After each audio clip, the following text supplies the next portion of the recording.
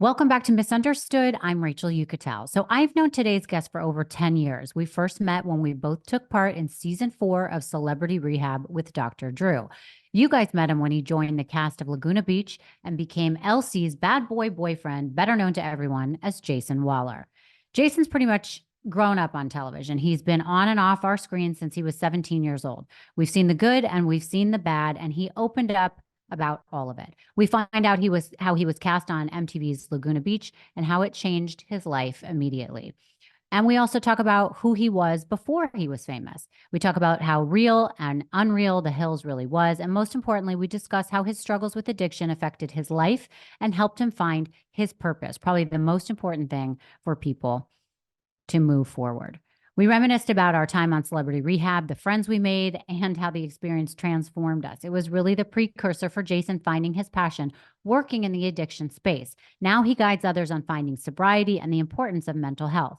I think Jason is really making a difference in this field because he comes from a place of understanding, because he's really been there. We talk all about that. We talk about recovery, addiction, and what's so misunderstood about it. He was so great to reconnect with him, and he was so great on the show. He's been in my corner behind the scenes for years, and I'm absolutely in his. So I'm so excited to share his story with all of you. So enjoy my conversation with Jason Wahler.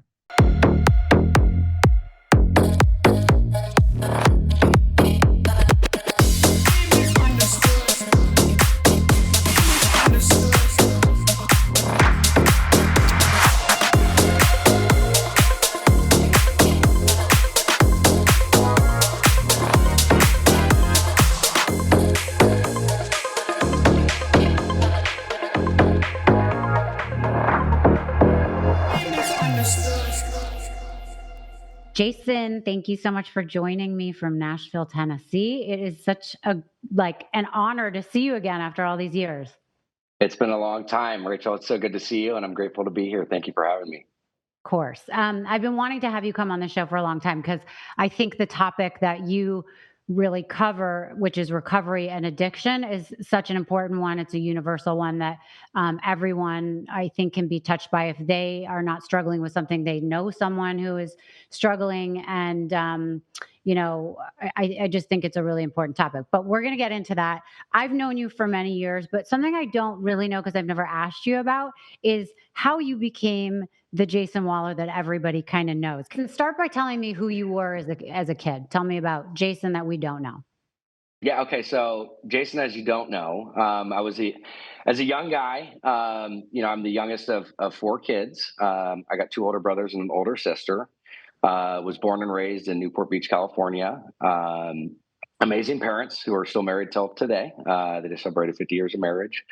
But had just a very amazing upbringing. Parents who were very loving, caring, compassionate, who instilled amazing morals and values in us. And growing up, I was an outgoing kid. I loved, surfing, skateboarding, snowboarding. Loved sports. Loved playing baseball. Was just a very outgoing individual. And I'd really lost sight of who I was around 12 or 13 years old. At that age, I actually was diagnosed and struggled severely with OCD to the point where I'd wash my hands until they'd bleed. And this is something that a lot of people don't know about my backstory, is when I was going through that, I've seen every type of psychologist, psychiatrist you can think of, and back then, there's only so much, at 12 or 13 years old, there's only so much you could do or try to explain back then, and when you're going through it. And when I saw those psychiatrists, I saw the therapist, I was put on medication that helped mitigate the symptoms, but I never really dealt with the underlying issues. And so after doing all this work on myself, I identified that I really, I can see how I almost struggled going through addiction and all the different things that I did. I can see how I basically struggled with addiction way before I ever picked up the drink or the drug. And what I mean by that is, as that young kid that I was explaining to you, the outgoing, that loved the sports, loved these different things, was always a part of the popular group, had a girlfriend, whatever it may be. I was able to divert what was really going on behind closed doors and living this double life. And so I had a lot of these insecurities. I had a lot of, depression, anxiety, all these different things that were going on as a very young kid, which was very challenging. But again, so going back to, after seeing therapists, psychiatrists, taking medication to mitigate the symptoms, I didn't know how to communicate that. Even my parents knew what was going on, but when you're 12, 13 years old, 20 plus years ago, right? The times are completely different. Mhm. I did not know how to communicate that. I did not know how to express what was going on. And so as a young kid, there was a lot of stuff going into my, adolescence, early teens, late teens. There was a lot of stuff that I was dealing with that was never really unveiled. Mhm. And I struggled even at 16, 17. So that's fast, streamlined into, ultimately struggling with addiction. And by the age of 17, I actually went to boarding school out in Provo, Utah. Prior to that, I actually went to a wilderness program where you actually go out into the woods and you're out there for like 30 days to do some self-discovery. And then I came back to a boarding school. And then, from there, I think, part of that struggle though really enticed a lot of the stuff for the show because, at that young age, obviously I was dealing with a lot of underlying issues, but also masking that with alcohol and different things. So it created this unique perspective and or character, if that makes sense. So Yeah. I'm curious if a lot of those things you went through starting at the young age you were talking about, 11, 12, do you think that stemmed from the fact that you had something wrong, like this OCD, or you think it's just like typical, peer pressure? There's a lot of emotions and physical things going on. You're changing. I'm curious because we both have kids, right? And I think it's a good hmm conversation to have. Like sometimes it's not some traumatic event that somebody like can't get over in their childhood. Sometimes it's just growing up is hard. So what was it no, for you? 100%. Well, after again, you have to understand I've done a lot of work over the years, right? So I mean, we're talking Yeah. about 20 plus years of work. So I've been able to actually identify. So the long story short answer is I actually just found out a couple years ago that I actually had pandas. That's where it's pediatric autoimmune. I forget what the acronym stands for, but it's actually where strep throat attacks a part of the brain that creates OCD. So that's where really the OCD had stemmed from. Mhm. But prior to that, I mean, look, I'm pre-genetically disposed to addiction, right? I mean, like, look, I'm Cherokee, German, and Irish. I mean, when I came out of the womb, I should have had a stamp on my forehead saying, "Do not give this kid any form of substances." But Yeah. I think there's definitely, obviously, there's the peer pressures and there's the things that you go through. But that was a really big turning point, and I really, even after all these years of work that I've done, I really can kind of like pinpoint now that that's where a lot of my when you start to uncover things where people, whether they have traumatic events, whether they whatever that Mhm. may be that they've gone through, that was a really big piece of my life that I never really identified with because again, when I, you know, after I started taking medication, started going through those things, I kind of was like, that's not the problem. You know what I mean? But like, that's where like kind of the root cause came from. And that's where after, all the therapy sessions, all the doctors and everybody I've met with, I think that's really kind of where a lot of this stemmed from was not properly dealing with or addressing those issues. And again, we did the best that we possibly could given the state and the time that we were in, right? Yeah. So and I'm sure there's other pieces that played into it. Yeah, there, just the pressures of growing up, especially in Southern California. There's a lot of pressures that come with that. That definitely added to the issues. Financial anxiety, anyone? Worrying about it does not help. Earnin does.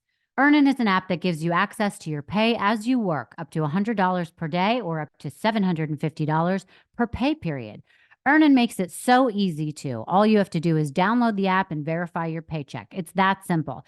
Then access up to $100 a day as you work and leave an optional tip. Any money you access plus tips are automatically repaid from your next paycheck. Earnin empowers you to live life to the fullest, no mandatory fees and no credit check. You can join over 3.5 million customers when you make Earnin a part of your financial routine. When I use Earnin, I get very excited because I have extra money to go on a much needed girls' night out, use it for a last minute gift for the holidays, or an unexpected trip to the vet, which just happened last week. So download Earnin today, spelled EARNIN in the Google Play or Apple App Store. When you download the Earnin app, type in understood under podcast when you sign up. It'll really help the show. Understood under podcast. Subject to your available earnings, location, daily max, and pay period max. See earnin.com/TOS for details. Earnin is a financial technology company, not a bank. Bank products are issued by Evolve Bank and Trust, member FDIC. Yeah. You mentioned going to a wilderness school and then going to Provo. I also went to a wilderness school, so I know what that is. We have different sets of parents, as you know, because we did our show Yeah. together, and I think you remember. And I remember your parents, who are amazing. You, like you spoke about, grew up with very, involved parents who clearly cared about you, and I think you were going to go on your path no matter what. I had the experience, and I've met a lot of people who their parents didn't know how to handle them. And I think that happened with your parents a little bit. So they send you away to try and figure it out because they can't figure it out.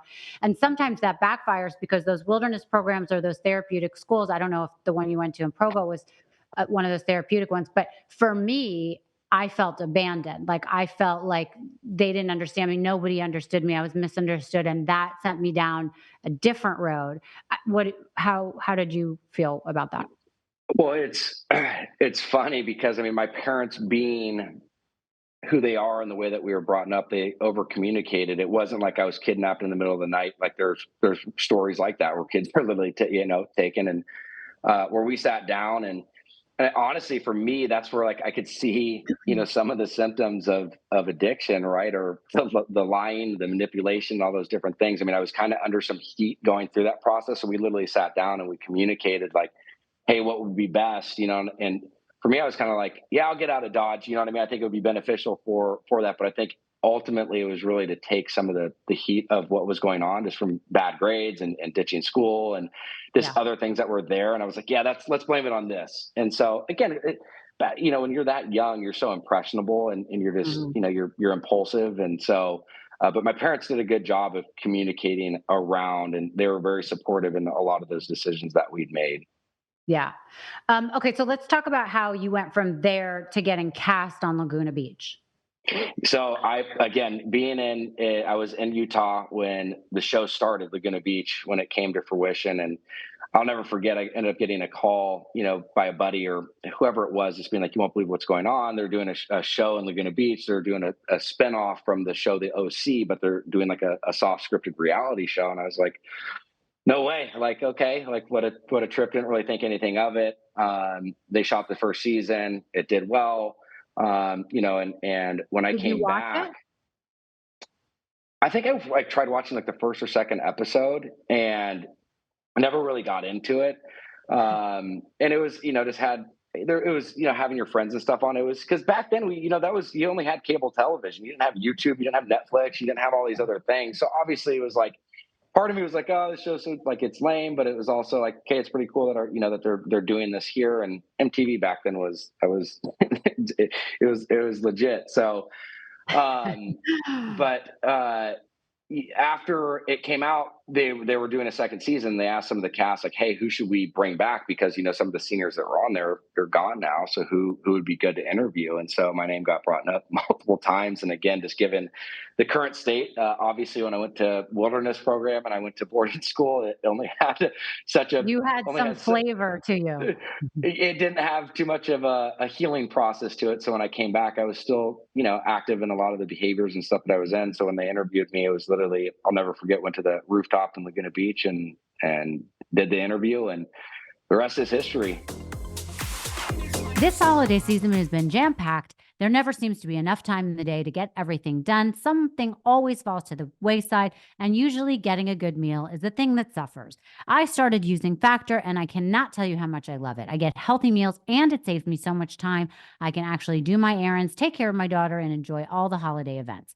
Factor is America's #1 ready to eat meal delivery service. You can eat well for breakfast, lunch, and dinner with chef prepared, dietitian approved, ready to eat meals delivered straight to your door. You'll save time and stay on track with your healthy lifestyle while tackling all your holiday to dos. There are so many great things about Factor. There's no grocery shopping, no chopping, no prepping, no cleaning up. Factor's fresh, never frozen meals get delivered straight to your door, and all you have to do is heat them up for 2 minutes and enjoy. The food is delicious, and they give you so many choices. There's Calorie Smart, vegan and veggie, protein plus, a ton more, something for everyone. And when you are on the go, they offer so many add-ons like shakes, smoothies, and juices. They think of everything so you don't have to. So I just opened my box yesterday, and I have to tell you, the shakes are really my favorite. I'm so excited about them. They taste so good. I'm excited to use these meals. They're so quick and everything tastes so fresh. I'm telling you, it's never frozen. So it doesn't have that like frozen aftertaste at all. It's really good, you guys. My favorite thing is I don't have to worry about anything. I don't have to go to the store. I don't have to prep food. It literally comes in a box and I don't have to burn anything. I literally almost burned the house down the other day making cookies. So this really saves you a lot of hassle. You decide what you want to eat. You open the package, you heat it for 2 minutes, and you are done. Honestly, every meal was delicious. The pasta, the grilled chicken, even the vegetables tasted fresh and they were amazing. So head to factormeal.com/understood50 and use the code understood50. That's understood50 to get 50% off. That's code understood50 at factormeals.com/understood50 to get 50% off. Enjoy, you guys. They ended up casting me pretty quickly.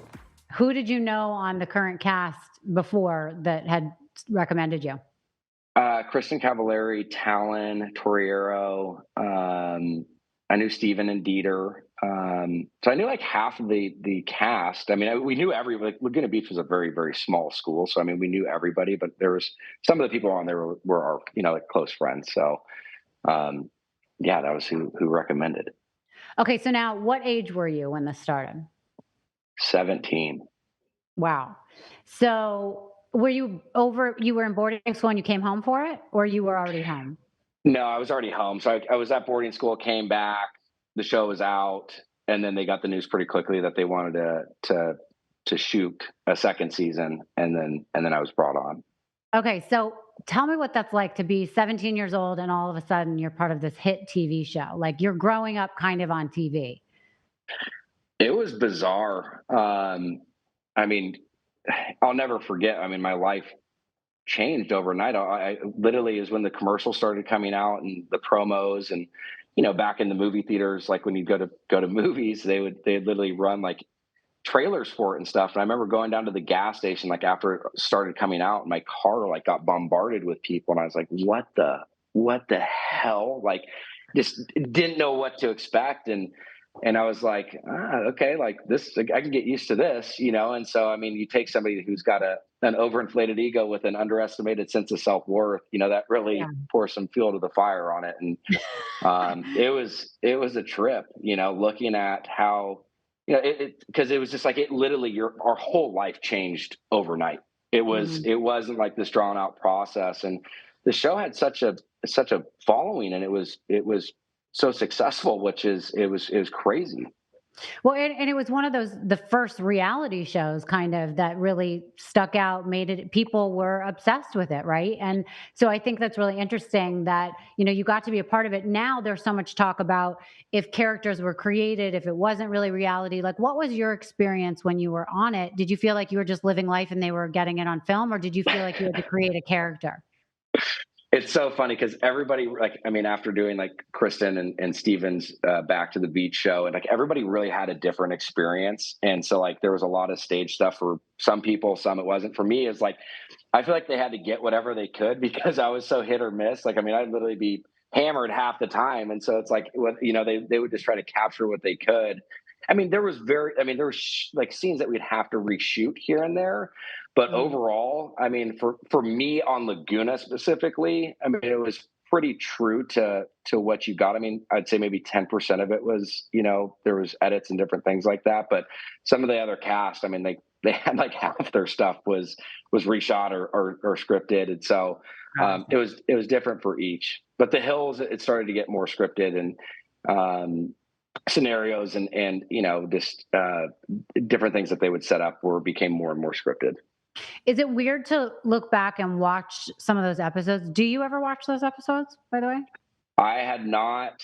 So I had not watched an episode for, I can't believe it was like 15 years probably. Mhm. And then Netflix picked up the series just like within the last year. And my mother-in-law and my wife like were like, oh my God, like the show's it's on here. Let's watch an episode. And they turned it on, and we ended up watching it, and it was brutal. I mean, I can't Why? believe I just want I to be honest with you, I can't believe that I mean, the show seemed like kind of boring and lame to me. I can't believe that it was the phenomenon that it was.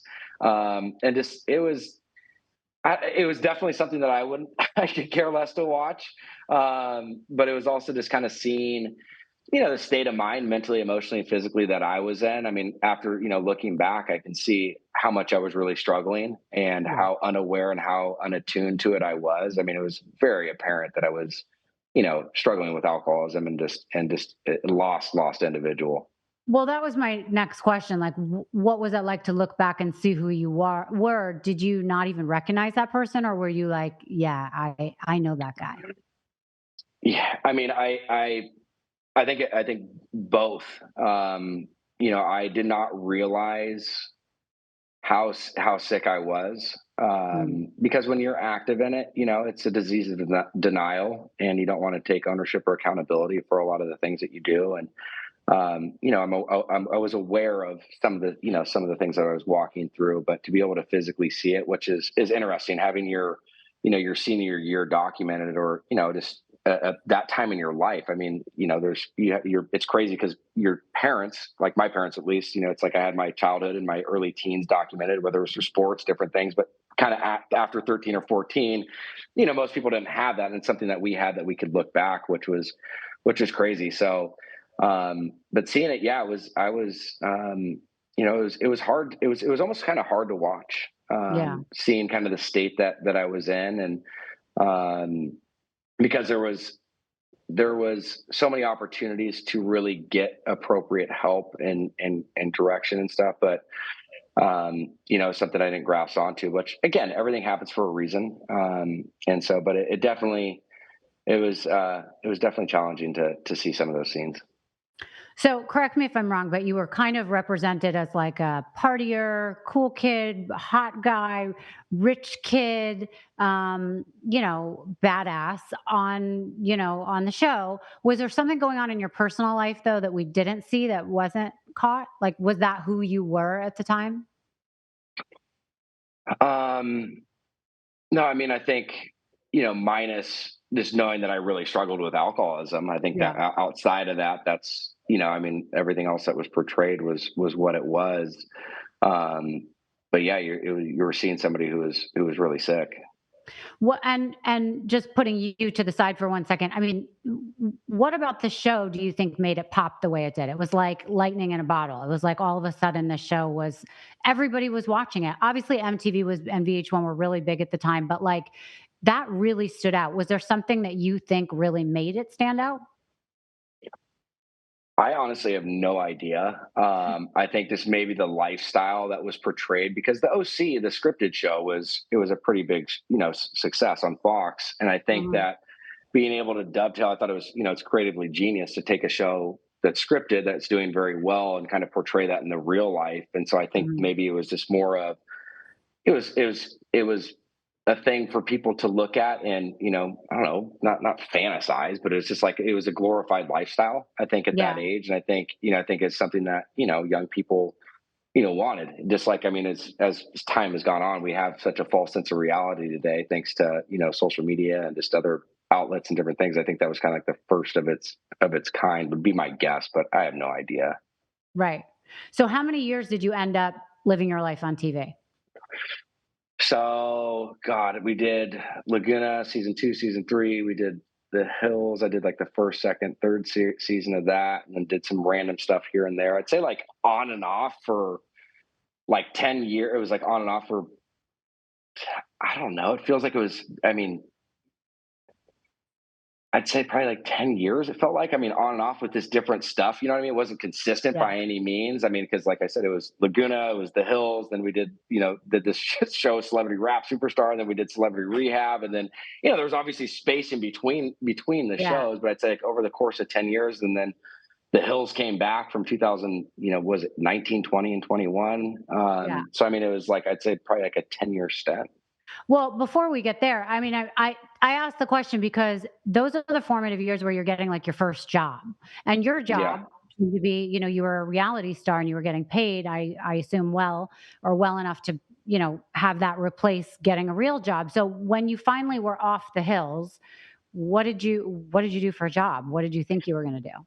What Yeah. skills did you So, have?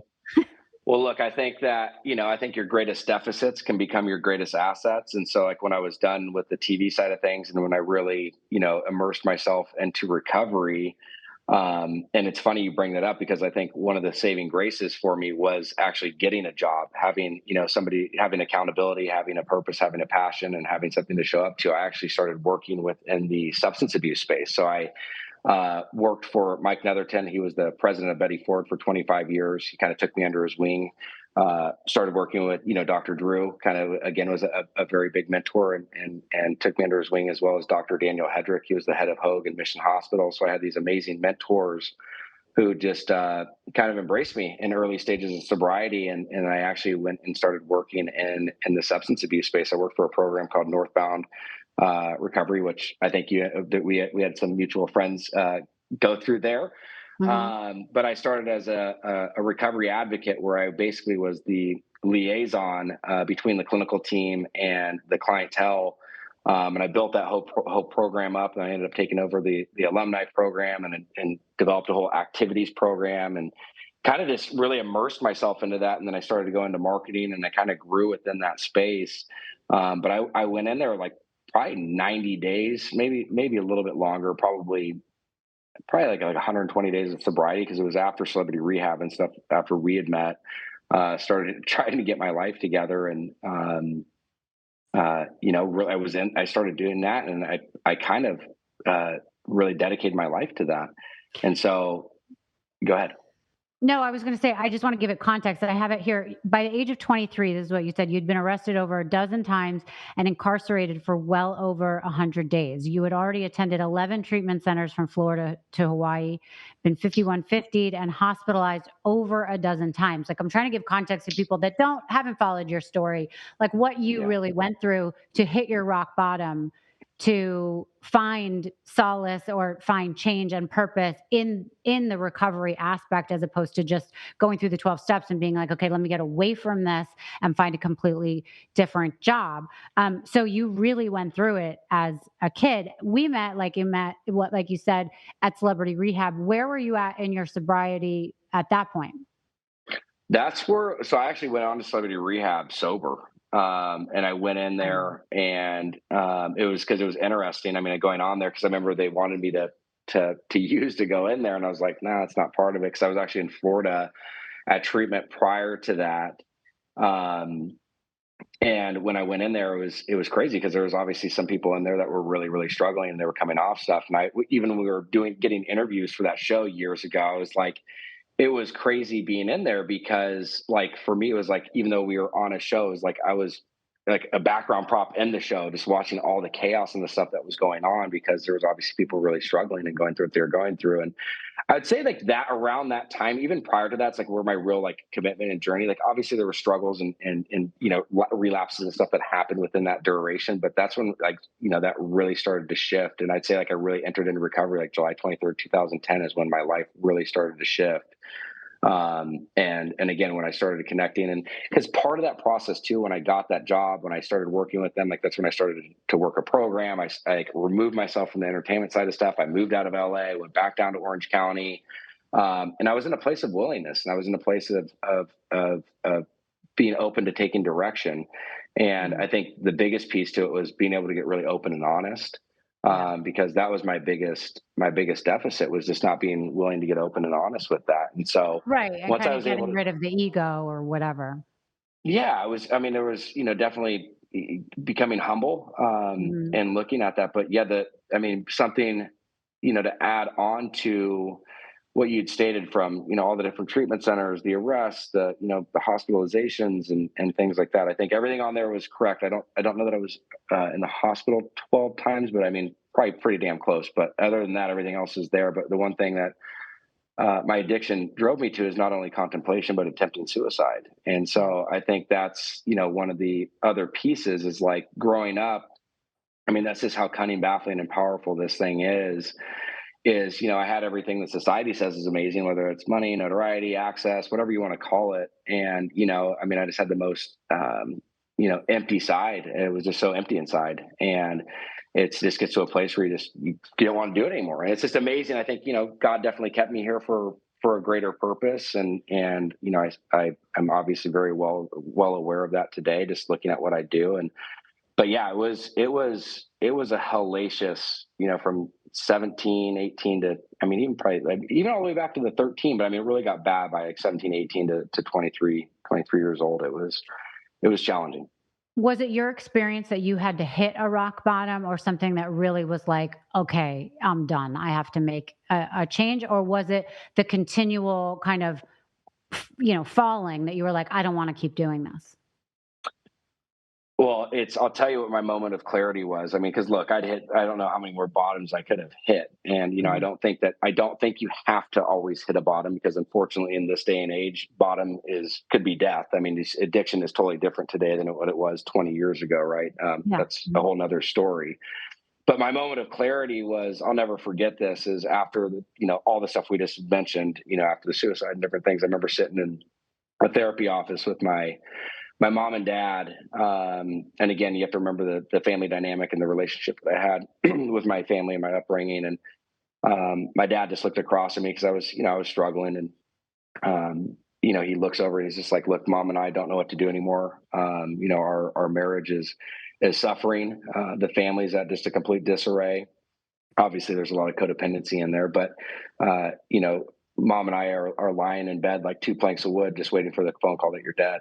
And Mm. when he said that, there was, I don't know what it was. It was literally a moment of clarity. It was like a light came through, and I was like, look, I don't care enough about myself or my well-being. I said, you guys will become my motivation. And that was like right around the whole celebrity rehab. It was like around that whole time that this all started to Yeah. take place. And that became the shifting moment where I'm like, look, I don't care enough about myself, but I care about you guys. And they became my motivation. Mm. And honestly, that was, for me, that's what I needed. I needed something to hold on to like that. And it's different for everybody. Some people it has to be strictly for them. But there was enough connection with that where I held on to that. And I'd say by after like 7 or 8 months, my life obviously started to change and to get better. And it's something that I ended up taking a hold of and wanted to continue pursuing for myself. And, I ended up getting multiple years of sobriety after that. I think that's actually a really interesting point you make because some people aren't at the point where they care enough about themselves. And it has to be about, or sometimes it can be about, caring that much about a child, a parent that you're going to hurt, whatever it is. I remember, as you know, about when I was younger, my father struggled with addiction and he ended up dying of a cocaine overdose when he was 44 and I was 15. And they had asked me when I think I was 11 at the time, 2 or 9 or something, to write him a letter for intervention. And I think the intention behind that was to get him to care about something else because he clearly didn't care about himself at that point, right? And didn't care if he died. He just cared about his addiction. So I think they were using me as a tool to be like, if you don't care enough about losing your life, care for this girl. And I remember specifically them asking me to say, I don't want to have to tell my friends that, I grew up without a dad, which almost brings me to tears because that's what happened. And he didn't, take that so Mhm. seriously. But, I got to spend, as you were talking about with Celebrity Rehab, a good 3 weeks with you. And we had some very interesting people in our group. I thought it'd be fun if we could talk about it because we actually hadn't Yeah. talked about it in a long time. We had a total of 8 people in Celebrity Rehab with us who are all great people. Unfortunately, which I also think is very interesting. 2 people are no longer here with us due to addiction.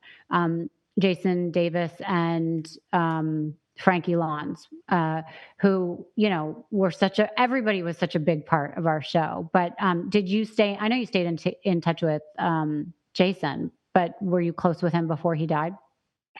Yeah. Ironically, we reconnected. We'd stayed in communication the whole time, but we had actually gotten closest after the show that last 9 months of his life. We reconnected and, I'd started spending a lot of time with him and he was doing really well. And it's just, it literally, as you stated, when they both passed, it gave me goosebumps because it's devastating, to see how this takes away people. And yeah, I stayed in touch with Jay but I never stayed in touch with Frankie. And it's so funny that you bring them up because I mean they literally were the light of that show. I mean, I was between the two of them. It was literally the two on there that I've never laughed so hard in my entire life between the two of them. From Jason going to snatching her wig off to her just talking so much shit to him, and I mean, they were so funny. And it's really really sad that they're no longer here. You Yeah, know. it is so sad, and I love them dearly. I really enjoyed, I will say, I know that sounds weird, the 3 weeks that I had on that show. I was convinced to do the show because, obviously my name had become very popular at the time because of a little scandal I was in. But the reason why I chose to go is because internally I had become like a recluse. The news was talking about me and creating a narrative for me that was very debilitating to me. Mm, And I didn't deal with that when I was there, but I dealt with, what got me there kind of. And when I sat with Dr. Drew, I didn't know what I needed, but he convinced me the night before. He said, "Listen, I understand you. You've made some poor decisions because you're struggling with a love addiction," which I thought sounded so dumb. I'm like, this is embarrassing. People are going on this show for real addictions that are killing them. And, I'm not going to go on there and say that. I don't have an addiction. But I knew that being in the same room with him, as you know, it's like you're the only person there. Like you feel yeah. so safe and understood and listened to. And that's what I really needed. So that's why I chose to do the show, and I got so much out of it. I dealt with losing my father from a cocaine overdose at a young age, and losing that sort of unconditional male figure very quickly, and then losing my fiance in September 11th.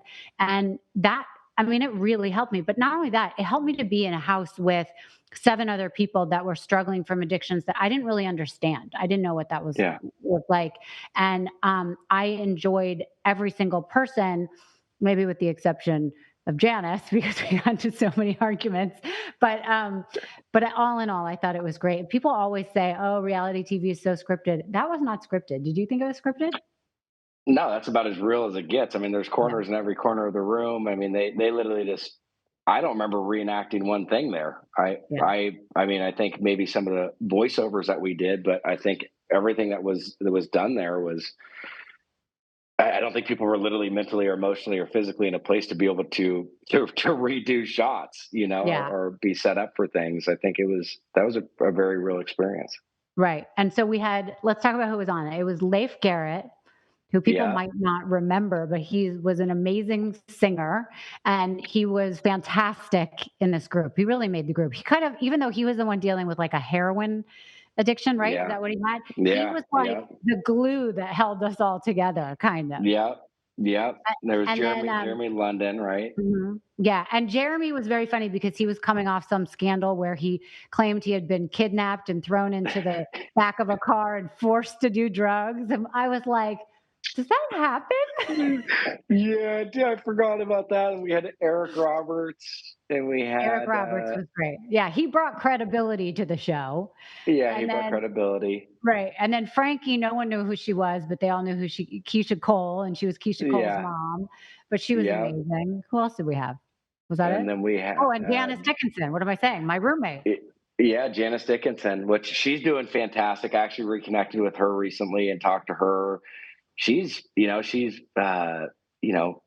happily married, and she's doing the deal, and she's That's doing amazing. well. She had just started talking about dating that guy, I think, when we were doing the show. So he's the therapist, right? Or the psychologist? Yeah, ironic, right? Yeah, Ironic how that totally pans out. ironic. But what a trip! No, that show was that would actually be a funny show to go back and watch. Like that's something that I could. I Yeah. mean, it's even because of Jason and Frankie. That's something I might have to pull out and Well, I dust think off it's the on old DVDs. Amazon Prime in case anyone wants to watch it. I think it was season 4 or something.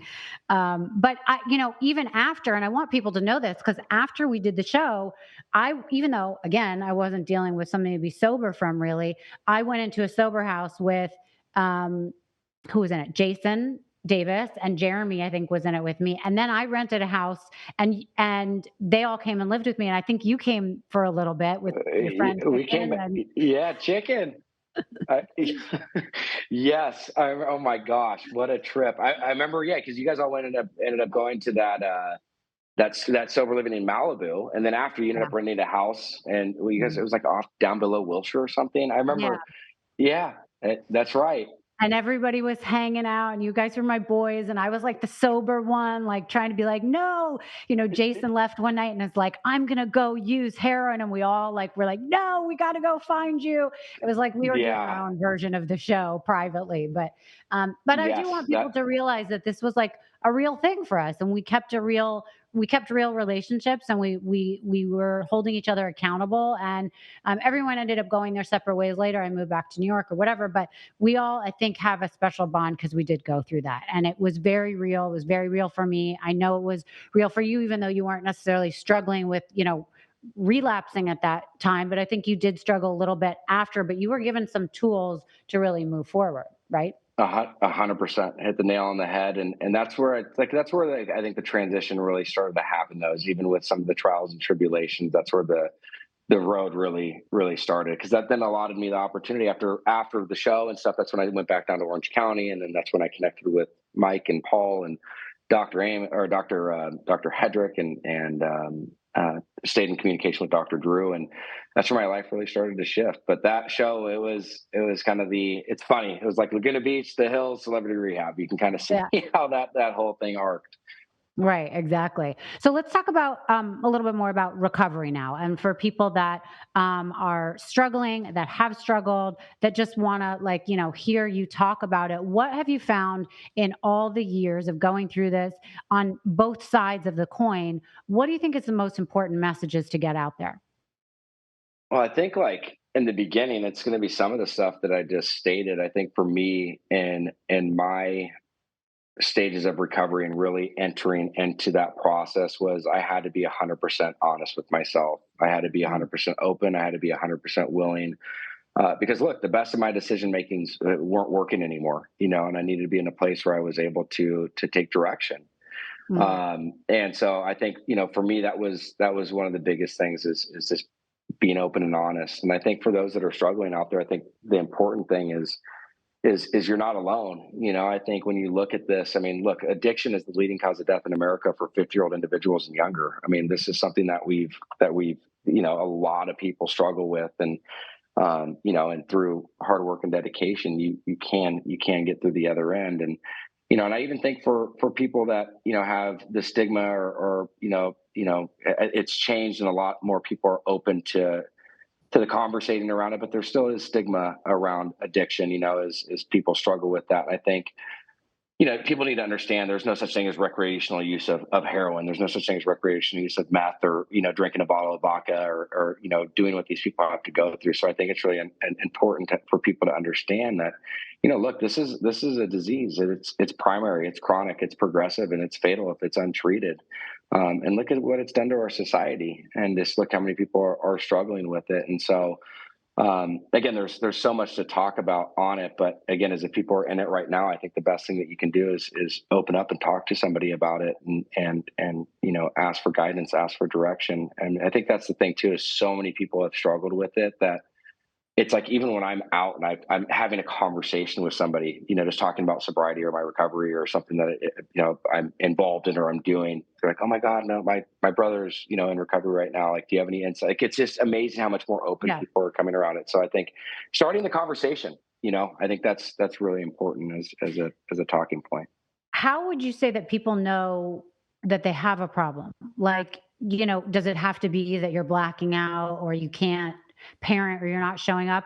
Or is it like, enough is enough and too much is too much? Like, how would you categorize that? So when I talk to people now, I'm not like, I don't ask them like, "Hey, are you an alcoholic?" or "Hey, are you an Mm. addict?" I look at them and I have them, process one really important question. And it could be with drugs, it could be with alcohol, it could be with work, it could be with relationships, whatever it may be. I say, "Hey, look, I want you to think about this, and ask yourself, is this adding or subtracting from this one life that you have to live?" And I want you to sit with it. I don't want an answer right now. I want you to literally process that. And then you come back and tell me if that's something that you honestly can say that it's adding to your life, or if it's subtracting. And Yeah. 99% of the time when I'm having a conversation around somebody that is struggling, it's they come back and they go, "This is obviously not adding to my life," because it could be, there's so many different types of alcoholics. There's so many different types of addicts. I know people that that drink once a year and they could be qualified as an alcoholic. It's because it's not what they're consuming. It's not how much they're consuming. It's what it does to them when they drink. Mm, And so it's there's so many different layers to this. It's such a multifaceted thing, and again, it's because people can quantify, like, I don't get in trouble by the law. I only drink, three, a few drinks here or there, but it's more of what is it doing to you, and that's the way I look at it. You know what I mean? Because there's a social norm around it. And I'm not somebody that's against people that can enjoy themselves. My wife drinks, you know what I mean? But mm, it's also it doesn't debilitate her life in any way, shape, or form. And I also think people that don't struggle, like when I met my wife, as a prime example of somebody that has no dependency on alcohol. She's like, I'm just going to stop drinking for a year to support you. Like, that's what a normal person should be able to do. It's mhm. they could take it or leave it. But again, mass media and the way that we culture looks at things, and obviously it's work because they associate having fun and everything is around having drinks and things like that, which unfortunately it's not the truth. You can have a pretty incredible life without it. Yeah. So, I mean, in my experience, I have found that there are things that prevent you from being able to function properly. And it doesn't actually, like you're saying, doesn't have to be drinking excessively or whatever. But I had a conversation with you maybe 4 years ago now, where I was at a point where I had lost all sense of self. I did not know where I was going. I was depressed. I needed help, and I didn't know what kind of help I needed. And you helped me get into the meadows.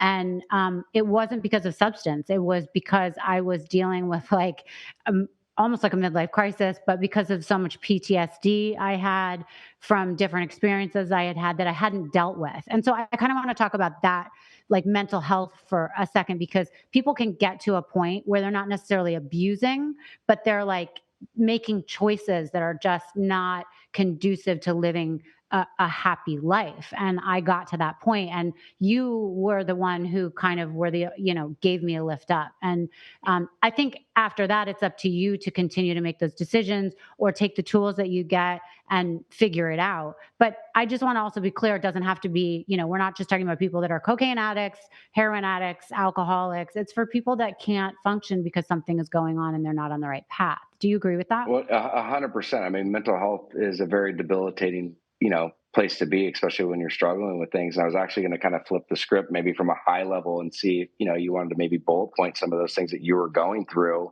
to bring context and light to this, because Yeah. like you're saying, like, I mean, whether it's alcohol for me or whether it's, emotional stuff for you, it kind of same painting, different colors. You're in a place where we're at the same spot of of of loss of direction, right? I mean, Yeah. and we're at a place of of losing ourselves. And so I was thinking maybe you could even share just a little bit on that, and we can talk about that. Yeah, but just while I'm thinking about it, it all comes back to what happened or what are you going through that you're not dealing with that's making you feel these ways or making you act out in a certain way. And I hadn't, at that point, it was like 2019. I had just closed my business, which was a huge sense of my identity. I was having a very hard time, like figuring out how to get over a stigma that I had with my name for many years.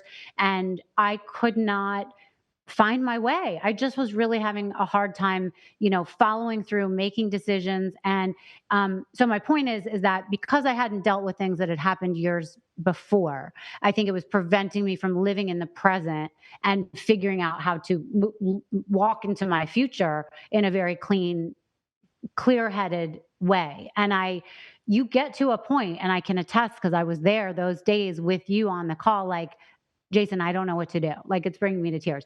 I don't know what to do.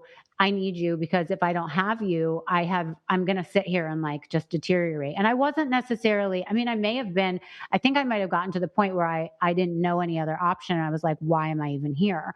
And I needed that like hand to hold and someone to be like, okay, this is normal. You can get out of it, but like you need a little help, and that's okay to get help. And I think there was a lot of shame that went with it and just not understanding. And I think that's like normal. People need to know that's normal. No, I mean, I think the biggest thing that you're touching on too, and is when you by expressing vulnerability, it creates humility, right? And so when you opened up and when you started to share those types of things with me, it allowed me to be able to to remind me where some of the things that I've gone through, and to create that sense of connectivity with you, to know that you're in a safe place and that there is a way out.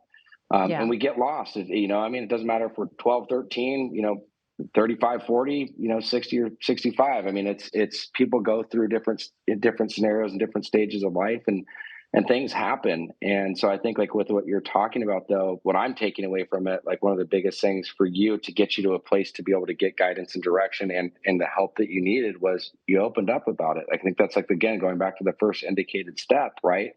But after that, I mean, I'd be curious, is kind of what was the big changing factor for you after, we'd communicated, after you'd gotten help? What was, like, kind of one of the big aha moments for you to break through that? I think I had to do a lot of work on why I was living in such shame, like why I had such self-loathing and the self-worth wasn't there. And also, I struggled at that moment because I didn't have something tangible to be like, I'm drinking too much, so I need help, or I'm doing XYZ. So I felt like I didn't have a label on it, kind of. Yeah. But when I went back and I had people to talk to, and I started to read some books that were really important, and talk to people that had been through it. I feel like everyone acts out in their own way. It could be addiction, it could be sex addiction, love addiction, shopping addiction, whatever it is. But when you get to the heart of it, it's about something you're not dealing with or something you feel bad. For me, there was a lot of shame that went with stuff, and I couldn't move through it until I forgave myself, and until I was like, listen, okay, yeah, you can't live in the moment that happened in the past. You can atone for it, you can make amends with it, but you have to move forward. You cannot keep living in the past, like reliving this moment. It's terrible. So No, I had to do that for myself. there's a big difference between dwelling on the past and or learning from it, right? And I think Yeah. when you dwell on it and you sit in it, I mean, you stay stagnant, versus learning from that opportunity. Because look, all great change proceeds through chaos, and I think when you can look at that, understand what's happening, and have direction, out of there. Like, how I live my life today around things, especially when things come up that are challenging, and there's trials and tribulations. It's called the AAA modality. It's awareness, acceptance, and action. If you're not aware of what's going on, you can't accept it. If you can't accept it, you can't take action. And so Mm. I implement that in my life on a daily basis. But as I continue to grow, and as I've continued to grow, it's funny to see, as I'm still growing, it's stuff from the past will resurface that I have to work on to continue to better myself, right? Yeah. Because again, is as I'm unpacking, certain things will start to surface, and so it's a process. You know what I Yeah. mean? It's not like And it's as our both of our good friend Tim Story has said many times, I really was an example of somebody who was living as a discount version of myself, because I couldn't get out of these mistakes I had made, and I really needed to do the work to figure out, to figure out that it's okay that you make mistakes. You have to make mistakes. You have to learn from them. And that's like part of life. Like, if everything was great and terrific and you made no mistakes and you were perfect, you wouldn't know the difference, and you have to hundred learn percent. from those. But also, I think it's really hard for people, when they've been doing well and then they have a setback and they're like, oh my God, I can't start over. I made all this headway and now it has to be day one again. And I think that also creates a lot of shame in people. It creates a lot of self loathing in people. But I feel like it's important for people to know that that's like part of life and that's okay. And it's okay to learn from those mistakes, as long as it gets less and less and less. And then something we learned in, or I learned in Celebrity Rehab, that is part of AA, is that you just have to show up and you have to take it day by day. You can't just like assume everything's going to be better for the rest of your life in the future. You have to literally live for today. And that's what I learned from that experience at the Meadows, at, being on Celebrity Rehab too. And then, having conversations with people like you or Tim Story, and getting myself back on track.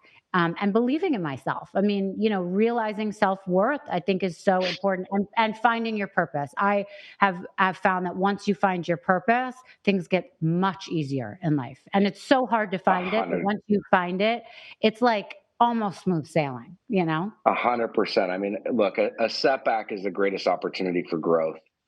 It's something that I've learned, and it's something that is true to my life. I mean, It's funny, all these things that I've gone through in my life have allowed me the opportunity to find my purpose and my passion. It's like my mess has become my message, and it's interesting to see, all those things I experienced and all the things I walked through were for me to help identify what it is I was going to do down the road. And Mhm. like I'm so grateful for everything. I mean, look, I wouldn't want to relive it by Yeah. any means. It was a very, very trying time, but I'm very grateful that I made it through it, and Mhm. that I'm on the other end to be able to share about it. Because again, as if I'm able to relate or connect this to one person, that's my job is done, and I feel like I'm able to do that on a daily basis. I feel like that's something that I'm very fortunate and grateful that I have the opportunity to be able to do that and be able to share my experience, my strength, and my hope, and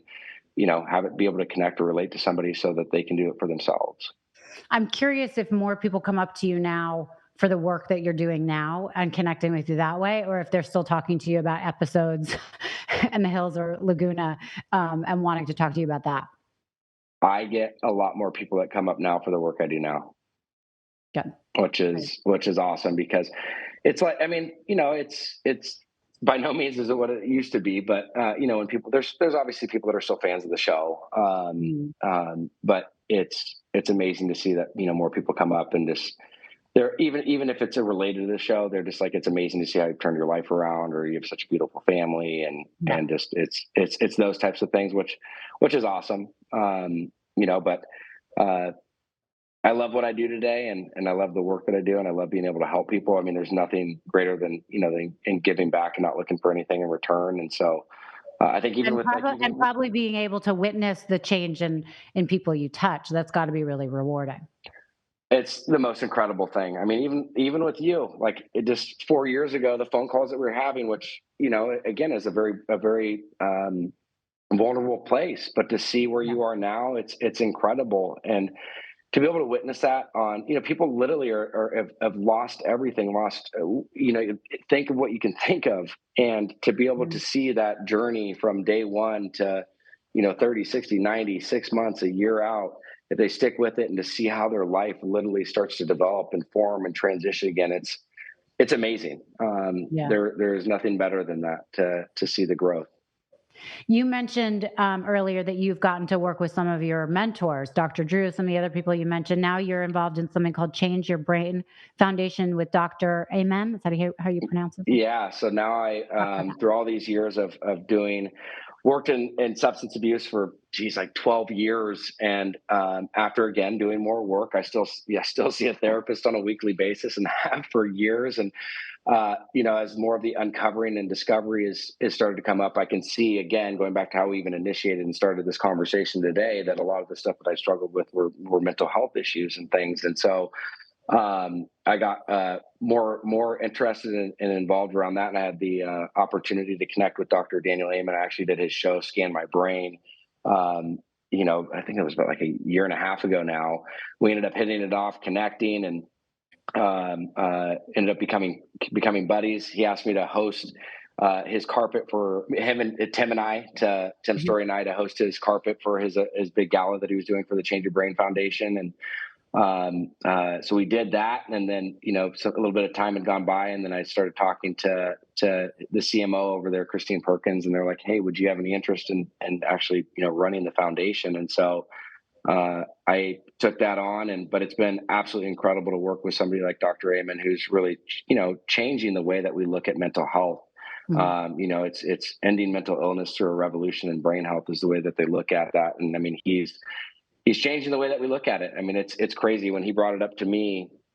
That mental health is one of the only medical professions that they don't look at the actual organ that they treat, being the brain, right? So if you have heart disease, or if you have something wrong with your lungs or your kidneys, they're going to do an MRI or a CAT scan on that actual organ.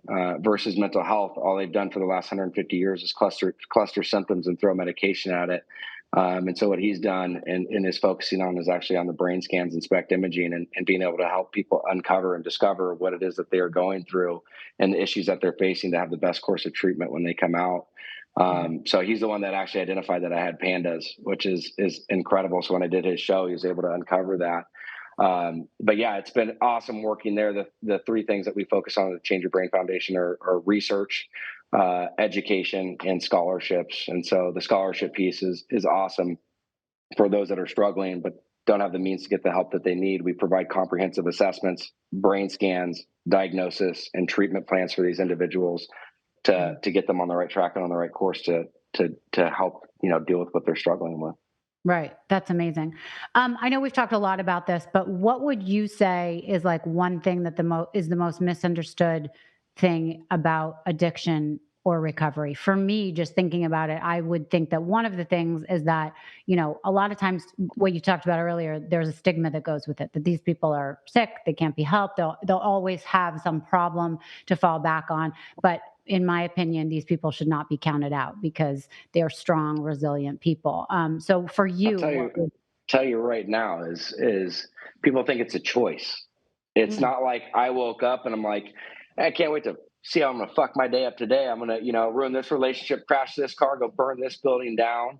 And there's a much deeper conversation to that, right? Like right now, actively arresting a disease, completely in stabilization. Like, I have right now for me to make a decision to go drink, yes, that would be a choice that I'm making. But when we are active in addiction and you're in the depths of it, you lose all the rights to make your own decisions. I mean, you literally, neurologically, I mean, you can't function or operate correctly. And so people to think that it's a choice, Louis, come here. My dog's getting excited.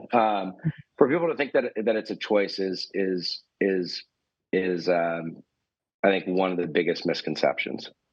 and I'm just curious now that you talked about this, when you're having a really bad day, you, Jason, what do you do to choose something different as opposed to being like, fuck this, I'm going to go drink? So great question, Rachel. I think the biggest thing is, and I learned this through having kids, is I don't allow myself to get to a place like that because I believe structure and consistency create safety. And so I have a program on a daily basis that I do. And so, I mean, just from a high level every morning, when I wake up, I do a morning meditation. I do my prayer, read my Jesus Calling book. I do a gratitude list of three things I'm grateful for, not only what, but why. I send that off to a few other guys that are sober as well. Then after that, I end up going to the gym. Sometimes some days it's Bible study for me. Again, some days during the week, once a week, I have therapy, but I have a pretty regimented schedule that I don't deviate from. And Mhm. then I go about my day, and then again, as this stuff comes up, I reach out to individuals, I talk, I communicate. I have You a have, core you group have a network that you've created of really good people. I have really amazing mentors that I have in my life. And then, but also to end my day is after I go through this is one of the biggest things that I love doing is actually taking an inventory of my day and identifying not only the areas, that I was wrong and that I needed to improve upon, but also identifying the things that I did well.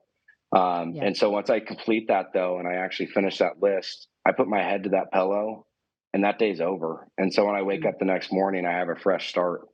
And so it took a long time it takes it takes time to put that together. But again, that I want to be very clear, that doesn't mitigate or take away from me having a horrible day, but that foundational setup allows for when shit hits the fan, I'm in a much safer place to be able to deal with it and Yeah. be in a place to have the tools and stuff to do that. Because if I don't have those things in play, because look, relapse is also part of my story. I mean, after having 4.5 years of sobriety, I went out really gnarly for on and off for 2-3 years on Adderall, and there's we don't have time to even talk about that, but I can look back and I can see when I'd relapsed, all the things that I had done to get me to that place, I stopped doing. Hmm. And so like now it's something that's a non-negotiable, and it's something that like my sobriety, God and sobriety for me have to be my number one priorities. If I don't have those in order, nothing else falls into place. If that gets deviated from, everything else is lost. And it sounds to me like that clearly helps you become a better person, but I can see that probably sets you up for being a better person for other people, a better father, a better husband, a better son, because that allows you that, that path to really to really continue on that as opposed to deviate and not be reliable to those people. And being reliable, Right. I think, is most important to them. My last question to you is, would you ever do another reality show, especially now that you live in Nashville? You have all these, fun, famous friends over there. You guys could do a whole nother version of Oh The God. Hills, but in Nashville. Oh God. Call it The Ville. No, I, the only other type of TV show or thing I would do is if it had to do around mental health or addiction. Like that's probably the only thing that I'd ever do again. Um, I don't know. I just feel like I'm in a place in my life where if it was something to do with that, I could get involved. But to redo like Laguna or the Hills or do different things like that, I don't think that I would do that again. Okay. Where can people find you if they want to get a hold of you, if they want to ask you more questions, if they want to learn more about recovery? Best place is probably Instagram, which is just Jason Wahler. Awesome. And you read your DMs? I do. Okay. I try as best I can to get back to them, but sometimes it's overwhelming.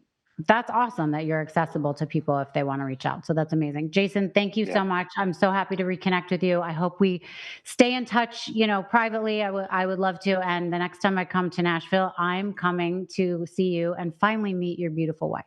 Tell her I said 100%. Thank you for having me. and your child. Okay. Thank you. Love you.